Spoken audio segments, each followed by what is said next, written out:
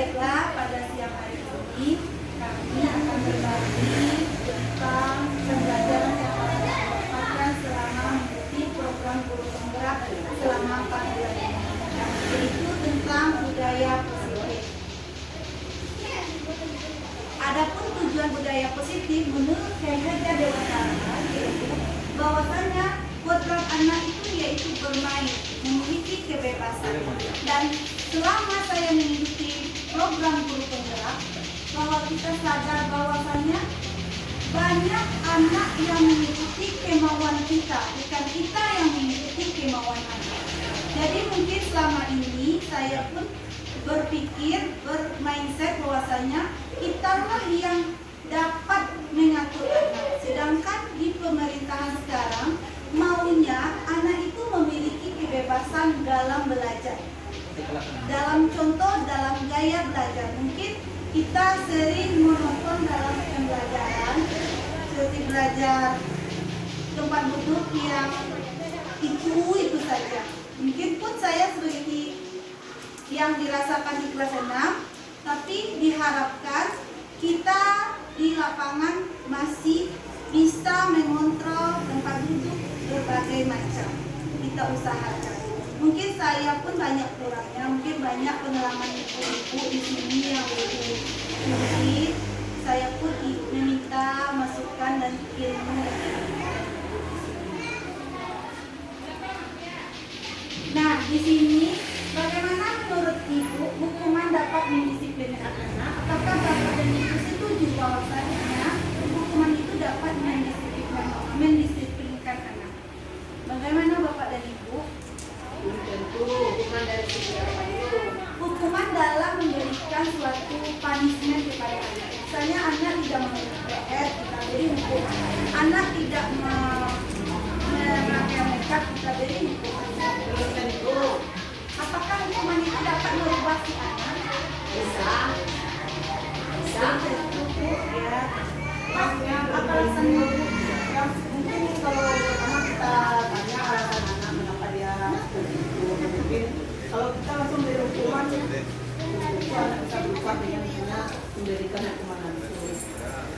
Ya, terima kasih Bu Rika. Kalau menurut pendapat Ibu Leni bagaimana? Bisa dengan memberikan hukuman, jadi anak itu berpikir oh saya salah ya selama ini dengan kita berikan hukuman mereka berpikir kembali kalau saya melakukan ini tapi saya bisa dapat hukuman lagi, jadi dia sedikit demi sedikit dia akan berubah dirinya sendiri.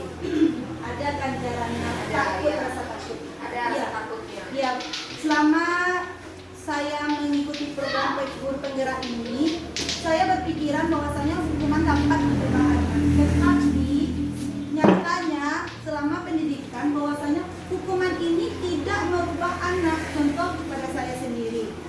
Kalau saya memberikan hukuman kepada anak, pasti anak itu takut saat ada saya. Tapi kalau saya tidak ada atau guru lain mengajarkan, mereka akan kembali ke asal dan sifatnya mereka sendiri. Jadi hukuman ini sifatnya sementara, tidak selamanya. Mungkin pandangan bapak dan ibu berbeda, tidak masalah. Nah, inilah disiplin positif. Menurut teori Dr. William Glasser, kita dapat mendisiplinkan anak dengan 5 posisi kontrol, yaitu yang pertama penghukum, pembuat merasa bersalah, teman, pemantau, dan pengajar.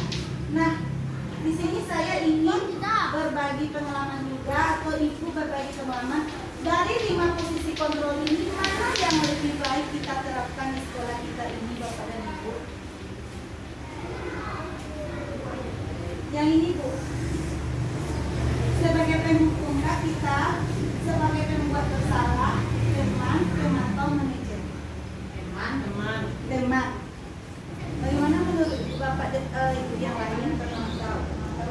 Pemantau melihat kita, memantau kita kan kita benar-benar di Kita yang mana? Iya, yang mana bagian mana kita yang biasanya kita terapkan di kelas kita. Manajer nggak? Manajer. Ya. Kalau manajer pun kita semua tergabung.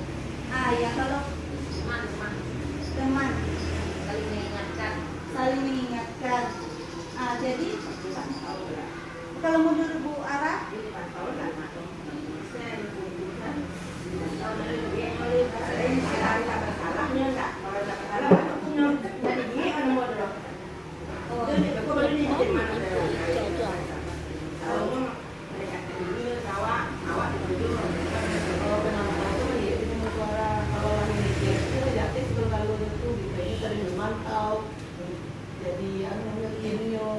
Ya kalau terima kasih pendapat dari ibu-ibu semuanya.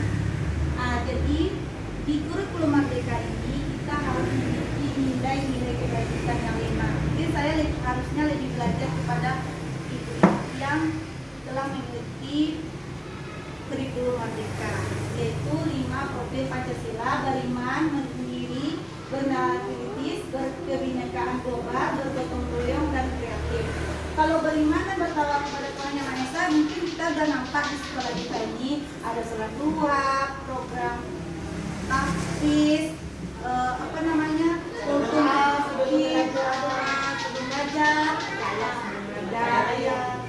bernalar kritis ini mungkin nampaknya lebih ke pembelajaran tatap muka dengan anak, bagaimana anak berkomunikasi langsung dengan gurunya, berinteraktif.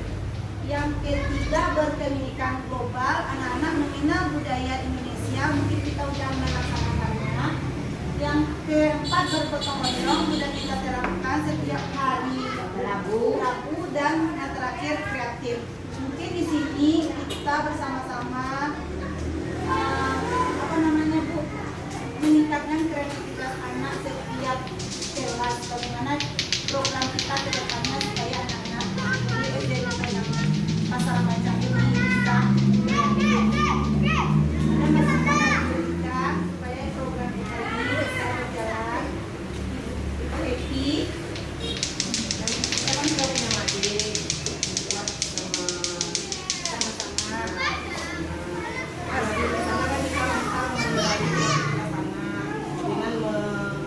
mengajak adik apa yang bisa, atau dengan membuat keterampilan bisa. Ya, terima kasih Bu Rika. Bagian satu itu sih yang melakukan kreativitas. Iya, kreativitas di SDI di sini. Bagaimana kalau kita perlombakan besok lagi itu, misalnya kelas tinggi, kelas tinggi, kelas rendah sama kelas rendah. Gananya Bu, kita nanti akan diskusikan dengan kepala sekolah dan bendahara sekolah. Apakah bendahara ACC perlukan kita supaya sekolah kita lebih maju ke depannya? Bagaimana Bu? Ya, boleh. Alhamdulillah.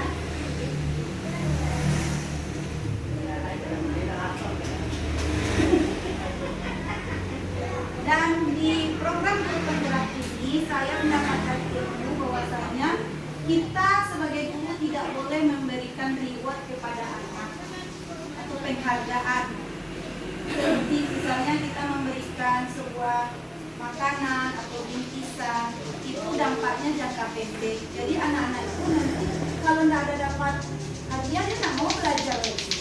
Nah, jadi selama ini yang saya terapkan salah. Setelah saya pelajari bahwasanya saya sering sekali memberi reward kepada anak supaya anak itu termotivasi selama belajar. Jadi sekarang kita sebagai guru mungkin tanpa memberikan rewardnya berupa benda, mungkin dengan ujian, dengan seminar, mungkin Bapak dan Ibu sudah menerapkannya dalam pembelajaran. Menurut Bapak dan Ibu, ini bukan dites ya Ibu, cuman apa aja wawasan. Mencatat 100 kali di dalam buku, saya tidak akan terlambat lagi karena terlambat di sekolah. Menurut Ibu ini hukuman atau termasuk konsekuensi? Kalau hukuman. Ya. Kalau nomor 2 Bu? Hukuman. Kalau nomor 3 Bu? Hukuman. Nomor 4 Bu? Itu tuh konsekuensi. Karena dia mempertanggungjawabkan apa yang dikerjakannya. Oke, keren sekali Bu SD2 kami. Ya Bapak dan Ibu, mungkin selama ini kita sering menghukum anak dan saya pun sangat sering sekali melakukan tindakan guru yang ada di slide ini. Mudah-mudahan saya bisa merubahnya.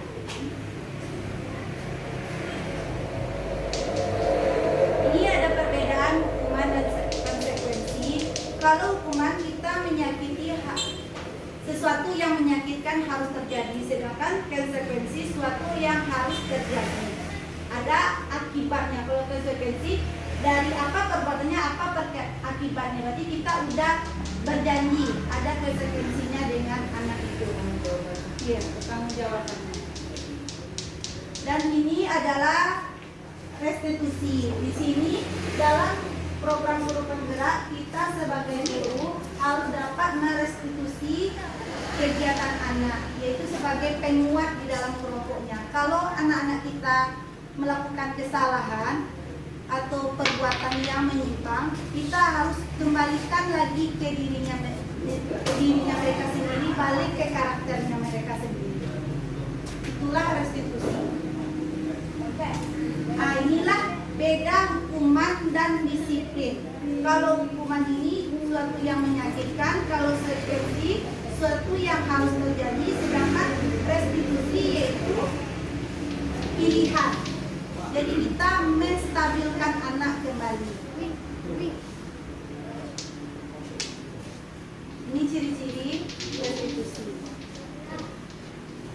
Adapun konsep keyakinan keras supaya anak kita lebih baik, kita membuat perjanjian dengan anak di dalam kelas. Mungkin sudah banyak ada peraturan di dalam kelas nama Bapak dan Ibu, tapi kalau ini keyakinan kelas ini kita tanyakan, kita diskusikan dengan anak terlebih dahulu. Apa yang mau ditingkatkan di dalam kelas, mereka akan menuliskan atau berkomunikasikannya bersama teman-temannya. Jadi kalau ada pelanggaran di kelas, mereka tahu apa dampak dari yang mereka lakukan. Mungkin kita sudah melaksanakannya ya Bapak Ibu.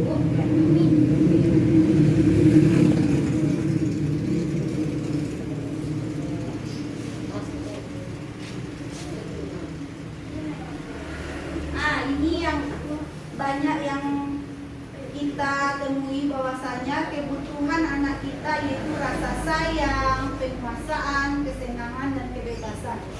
Di kebutuhan dasar manusia ini mungkin kita sebagai guru tidak sepenuhnya dapat memberikan lima dasar ini kepada anak kita setiap hari.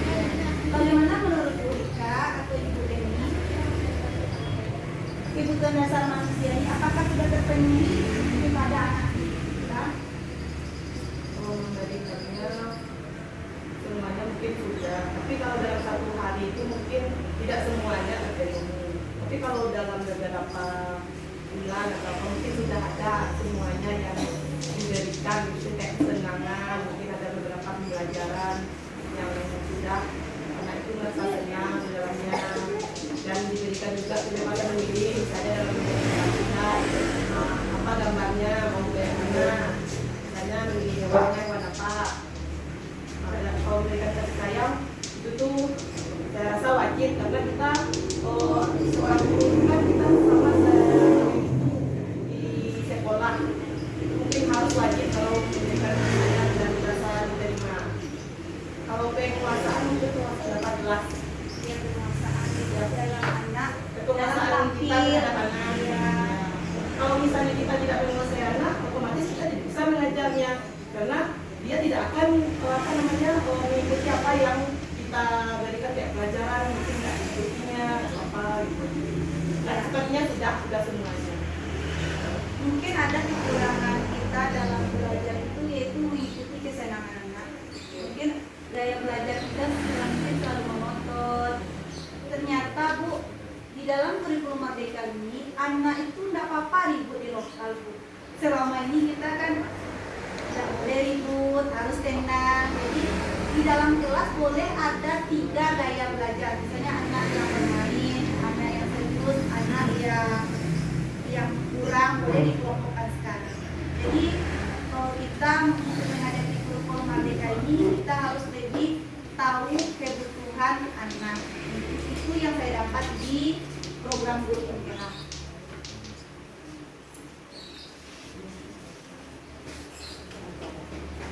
Bapak dan Ibu ada ini berbagi pengalaman tentang anak kita di kelas, sharing. Bagaimana Bu M?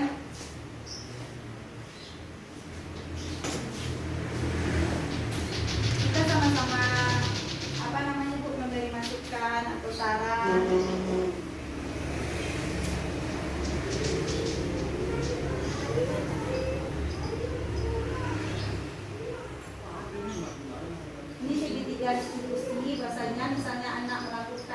kesalahan, kita validasi kebutuhan anak. Kenapa anak ini selalu membuat kesalahan? Apakah mungkin mereka kurang kasih sayang dari orang tuanya atau kebutuhan pokoknya tidak terpenuhi? Kita cari permasalahan.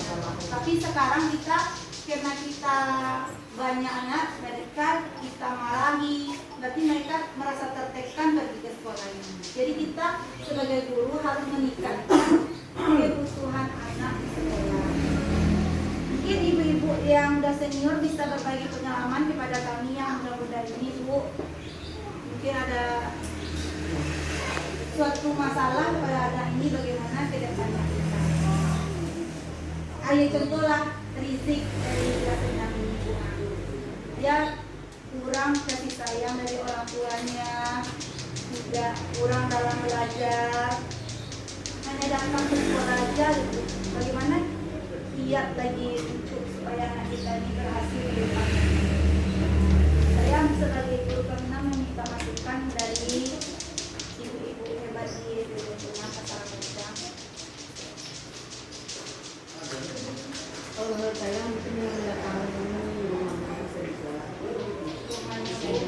Salah satunya, kalau di sekolah kan hanya kita ada dia. Iya. Tapi kalau kita datang ke rumahnya, kita bisa tahu keadaannya bagaimana respon dari orang tuanya. Walaupun orang tuanya sama punya tidak ada, tapi respon dari orang tua yang lain kayak misalnya saudara-saudara orang tuanya kan ada bagaimana gitu. Kan kita bisa lihat. Jadi nanti kita bisa memvalidasi apa yang yang kurang ya, yang kebutuhan yang dibutuhkan anak ini. Tapi kalau hanya di sekolah, mungkin kita hanya bertanya-tanya saja, oh mungkin kayak gini, mungkin seperti ini, hanya kemungkinan. Jadi kalau kita datang ke rumahnya, mungkin kita bisa mendapatkan jawaban itu.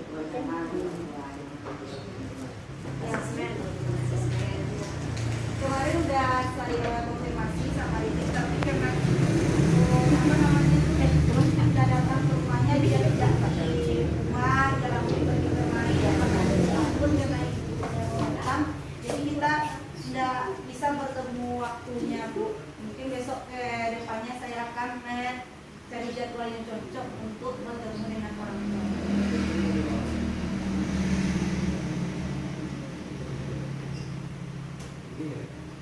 Dan mungkin itu saja presentasi program guru penggerak pada hari ini. Saya terima kasih kepada guru hebat di SD Guru Pasar Pacang.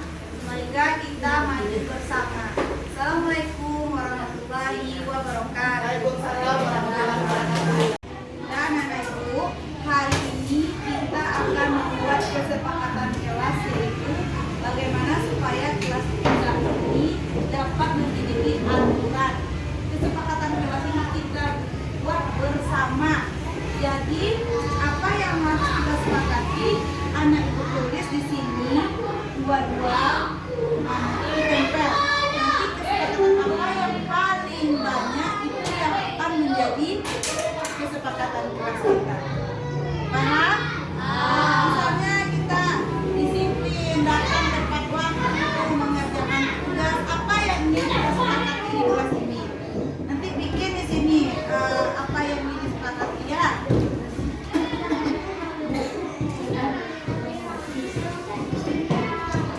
Misalnya Hasbi, kesepakatan kelasnya selama belajar tidak boleh keluar masuk, hanya boleh satu orang.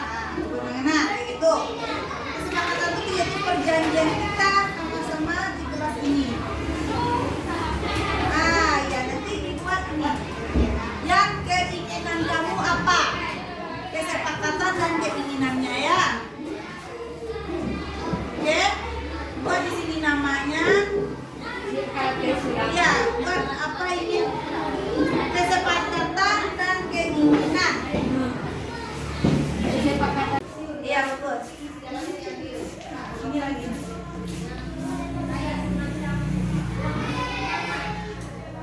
Terus siapa lagi? Ya Firsi, silakan Firsi. Firsi. Mana? Ya silakan.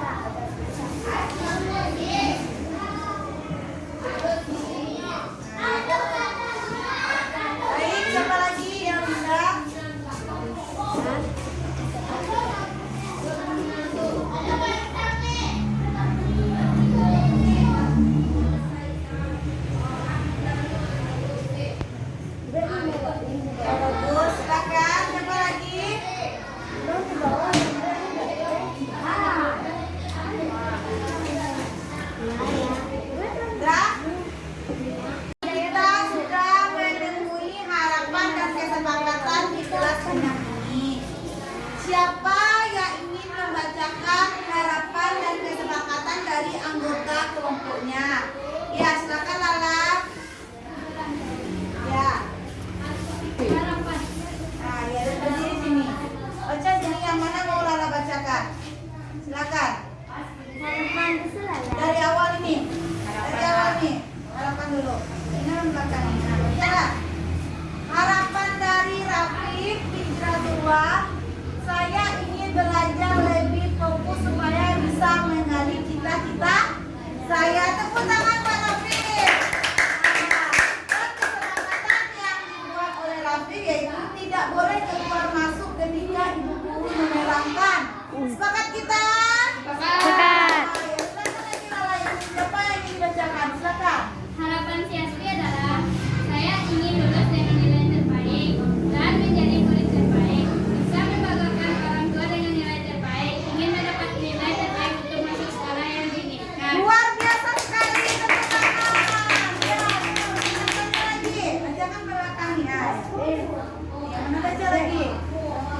Harapan saya adalah dilarang membeda-bedakan teman, Nah. tidak boleh menyontek saat belajar atau ujian, Nah. tidak terkirani atau mengajar teman, Iya. dan memberi etika kepada teman. Wah, keren.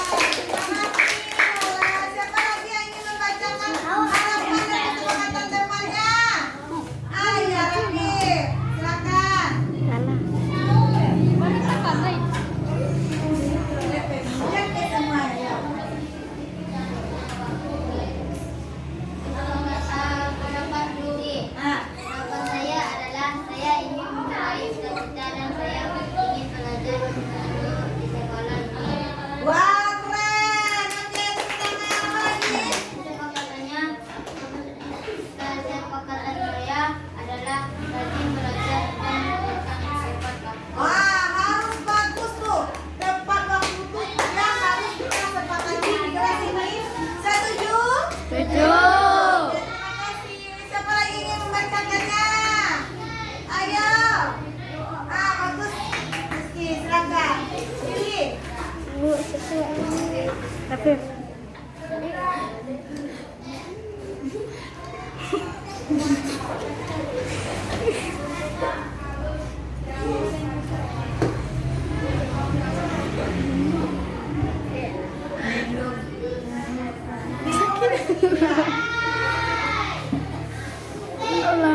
Pilih aja salah satu temannya. Kita kan sportif aja.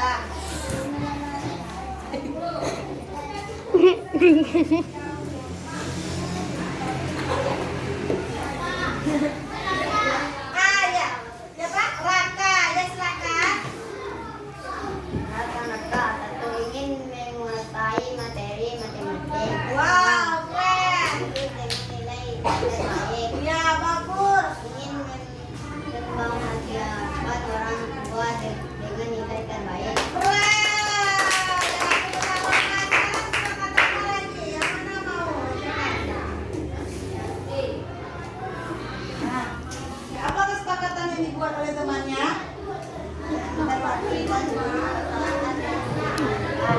Pelajaran. Ya, apa lagi?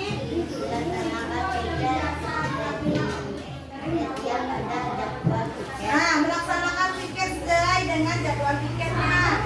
Apa lagi? Membantu teman yang sedang kesulitan. Keren. Apa lagi? Ya, tepuk tangan. Ya, bagus. Kesepakatan. Silakan dulu lagi. Siapa lagi, Nak? Yang mau ayo bagus Raka. Silakan bacakan harapan dan kesepakatan dari anggota kelompoknya. Lihat ke Feby, apa kayak gini.